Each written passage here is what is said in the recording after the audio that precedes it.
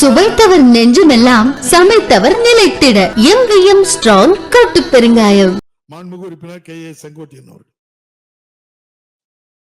மாண்புமிகு பேரவைத் தலைவர்களை, ஈரோடு மாவட்டம் கோபிச்செட்டிப்பாளையம் வட்டம் ஆடை தயாரிக்கும் தொழிற்சாலை விரிவாக்கம் குறித்து தங்களுடைய கவனத்தை ஈர்க்கிறேன். மாண்புமிகு அமைச்சர் அவர்கள். மாண்புமிகு பேரவைத் தலைவர்களே, விவர அறிக்கை ஒன்று உறுப்பினர்களின் மேசை மேல் உள்ள சிறு கணினியில் பதிவேற்றம் செய்யப்பட்டுள்ளது என்பதை தெரிவித்துக் கொள்கிறேன். மாண்புமிகு உறுப்பினர் K.A. செங்கோட்டையன். பேரவைத் தலைவர்களை, விவர அறிக்கையை நான் படித்து பார்த்தேன். அது பல்வேறு நிலைகளிலே அந்த தொழிற்சாலை இயங்குவதற்கு தடையில்லா சான்றிதழை முதல் கட்டமாக பணிகளை துவங்குவதற்காக அனுமதி வழங்கப்பட்டிருக்கிறது. அதற்கு பல்வேறு விளக்கங்கள் இங்கே கொடுக்கப்பட்டிருக்கிறது. 2014 அந்த தொழிற்சாலை பவானி டெக்ஸ்டைல் ப்ராசஸ் மில் என்று சொல்லப்படுகிற அதற்கு மின் துண்டிக்கப்பட்டது என்றும், அதற்கு பிறகு செயல்படுவதற்கு ஆலைக்கு அனுமதி இல்லை என்றும் 22 அங்கே கூறப்பட்டது உயர்நீதிமன்றத்துடைய தீர்ப்பு என்பதையும் இங்கே குறிப்பிடப்பட்டிருக்கிறது. நான் அமைச்சர் இங்கே இருக்கிற அரசிடத்தில் எடுத்துச் சொல்வது, இந்த சாய தொழிற்சாலை இங்கே வருகின்ற போது ஏறத்தாழ 1,68,000 மீட்டர் 15,68,000 மீட்டர் தண்ணீரை பயன்படுத்துவதற்கு தயாராக இருக்கிறது. அதை ப்ராசஸ் செய்ததற்கு பிறகு அவர் அந்த அனுமதி பெற்றிருக்கிறார்கள். ஆக அப்படி வருகின்ற போது ஏறத்தாழ 49 நீரேற்று நிலையங்கள் இந்த ஆற்றிலே இருக்கிறது. 40 லட்சம் மக்கள் அதை பயன்படுத்தி கொண்டிருக்கிறார்கள். விவசாய நிலங்கள், கால்நடைகள், குடிநீர் போன்ற பல்வேறு நிலைகள் நின்று பார்க்கின்ற போது அது நச்சுத்தன்மை ஏற்படுகிற போது அதை குடிநீரை பயன்படுத்த இயலாது, விவசாயத்தையும் பயன்படுத்த இயலாது. ஆகவேதான் இதையெல்லாம் உடனடியாக முன்னனுமதி வழங்கப்பட்டிருக்கிற அந்த ஆலைக்கு உடனடியாக அதை ரத்து செய்ய வேண்டும் என்பதுதான் விவசாயியுடைய கோரிக்கை, குடிநீர் பெறுகின்ற ஏழை எமக்குடைய கோரிக்கை என்பதையும் நான் இந்த நேரத்திலே வலியுறுத்த விரும்புகிறேன். மாண்புமிகு அமைச்சர் அவர்கள். மாண்புமிகு பேரவைத் தலைவர்களே, மாண்புமிகு உறுப்பினர் மதிப்பிற்குரிய செங்கோட்டையன் அவர்கள் குறிப்பிட்டதைப் போல, இந்த பவானி டெக்ஸ்டைல்ஸ் நிறுவனம் 1984 ஆண்டு துவங்கப்பட்டதிலிருந்து பல்வேறு நிலைகளை சந்தித்து இன்றைக்கு இந்த பிரச்சனைகள் வந்திருக்கிறது.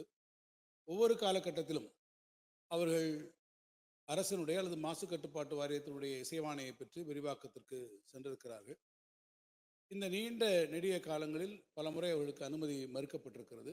இறுதியாக அவர்கள் கோர்ட்டுக்கெல்லாம் சென்று அதற்கு பிறகும் கூட இறுதியாக அவர்களுக்கு அந்த இசைவாணை வழங்கப்பட்டிருக்கிறது. இருந்தாலும் நம்முடைய மாண்புமிகு உறுப்பினர் செங்கோட்டையன் அவர்கள் இந்த மன்றத்திலே அதை ஒரு கேள்வி வாயிலாகவும் எழுப்பி இதற்கு உடனடியாக தீர்வு காணக்கூடிய வகையில் அந்த இசைவாணைகளை ரத்து செய்து விரிவாக்கத்திற்கான எந்த விதமான இசைவினையும் அளிக்கக்கூடாது என்றும் அவர்கள் தெரிவித்திருக்கிறார்கள். அதனை ஒட்டி அந்த பகுதியில் இருக்கக்கூடிய விவசாய பெருங்குடி மக்களும் அங்கே பல போராட்டங்களை நடத்தி கொண்டிருப்பதும் அரசினுடைய கவனத்திற்கு வந்திருக்கிறது. நம்முடைய மாண்புமிகு வீட்டு வசதி துறையினுடைய அமைச்சர் அண்ணன் முத்துசாமி அவர்களும் அது குறித்து என்னுடைய கவனத்துக்கு கொண்டு வந்திருந்தார்கள்.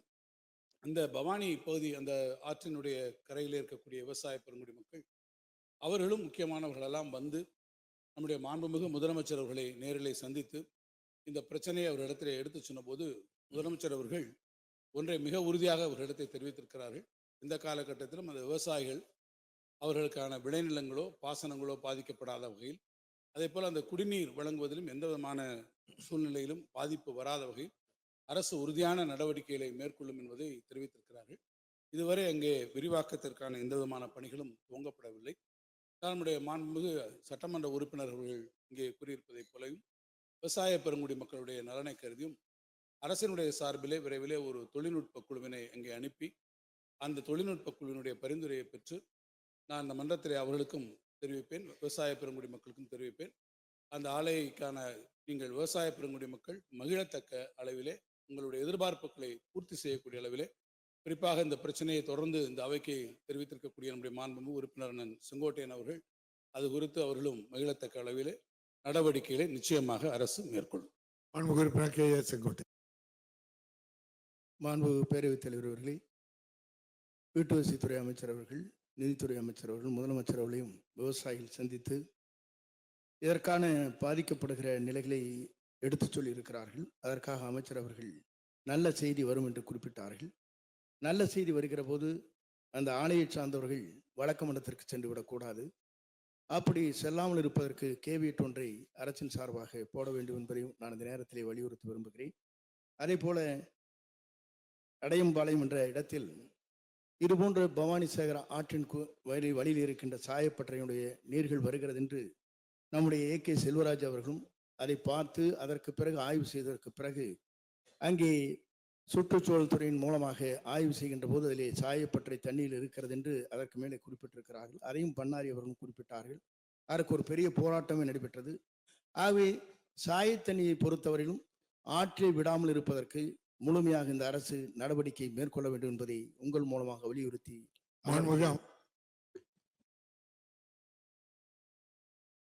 மாண்புமிகு பேரவைத் தலைவர்களே, மாண்புமிகு உறுப்பினர் செங்கோட்டையன் அவர்கள் சொன்னதை போல அது நல்ல செய்தியாக அமைய வேண்டும் என்கின்ற காரணத்தினால்தான் நான் சட்டமன்றத்திலே நேரடியான ஒரு அறிவிப்பினை வெளியிடவில்லை. என்றால் சட்டமன்றத்திலே நான் லீடிங்காக ஒன்று சொல்லிவிட்டால் நாளைக்கு அவர்கள் நீதிமன்றத்திற்கு செல்கிற போது அது பிரச்சனைக்குரியதாக இருக்கக்கூடும் ஒரு வாய்ப்பு வந்துவிடும். எனவேதான் ஒரு தொழில்நுட்ப குழுவை அனுப்பி அவர்களுடைய பரிந்துரையில் நாம் நடவடிக்கைகளை மேற்கொண்டால்தான் அது சரியான முறையில் இருக்கும். கேவியட் போடுகின்ற போது நிச்சயமாக சட்ட வல்லுநர்களை நாம் நீங்கள் குறிப்பிட்டவாறு நாம் ஆராய்ந்து, ஏனென்றால் அதுக்கு எந்த விதமான ஒரு காஸ்ட் ஆஃப் ஆக்ஷன் இதுவரை வரவில்லை. நாம் ஒரு நடவடிக்கை எடுத்து அதுக்கு பிறகு அவர்கள் நீதிமன்றத்துக்கு போகக்கூடிய சூழ்நிலை வந்தால் நாம் அதற்கு முன்பாக கேவியட் நிச்சயமாக போடுவதற்கான நடைமுறைகளை நாம் பார்க்கலாம். பொதுவாக நம்முடைய மேட்டுப்பாளையம் சட்டமன்ற உறுப்பினர் திரு செல்வராஜ் அவர்கள் குறிப்பிட்டதைப் போலையும் மற்ற இடங்களில் இருக்கக்கூடிய சாயப்பட்டறை கழிவுகளை குறித்தும் அரசு முழுமையாக கவனத்தில் கொண்டிருக்கிறது. எந்த இடங்களிலும் சாய கழிவுகள் ஆற்றிலே கறந்து ஆற்று நீரை மாசுபடுத்தக்கூடிய இந்த செயலை அனுமதிக்க முடியாது. அதற்கு உரிய நடவடிக்கைகளை நீங்கள் மேற்கொள்ள வேண்டும் என்று நான் நம்முடைய மாசு கட்டுப்பாட்டு வாரிய அதிகாரிகளுக்கு அறிவுரை வழங்கி இருக்கிறேன்.